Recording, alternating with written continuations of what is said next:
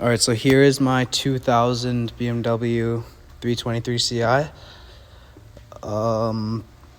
First of all, the coolant flow direction is conventional. The hot coolant comes out from the thermostat housing into the radiator, gets cooled in the radiator, and then comes back out through the lower rad hose, through the thermostat housing, down to the water pump. Water pump sucks it into the engine, then it comes back out through the thermostat housing again and back in. Like I said, the thermostat housing would be right here with the thermostat sitting inside. Right underneath is the water pump with those 4 bolts right there. The heater core is located behind the firewall. These 2 hoses right here are connecting to it. There is no bypass hoses as the water pump is directly underneath the thermostat.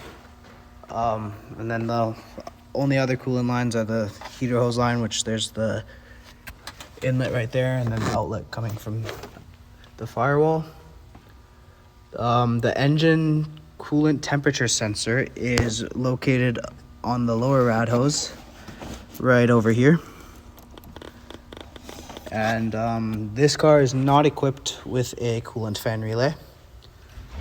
And then as for the radiator, hot coolant flows in from the upper rad hose, and then coolant flows across the radiator, and it gets cooled by the fins, and the cold air passing through takes the heat away.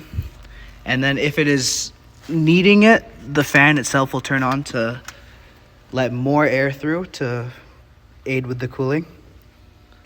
And then leak points of a cooling system would be oil cooler, water pump, thermostat. Those are all common leak points. And also with having a plastic expansion tank, those can also lead to many problems with pressure building up and them blowing up. And yeah, so if the thermostat was completely seized shut, then no coolant would be flowing to the radiator, and it would cause the engine to overheat quickly because the hot coolant would just keep circulated and not become any cooler. And if the thermostat was seized fully open or slightly open, the engine would not be able to warm up to operating temperatures, and you will have poor fuel economy, because as the engine runs colder, it runs a richer mixture, thinking that it needs more fuel to warm up. It will also cause increased emissions levels,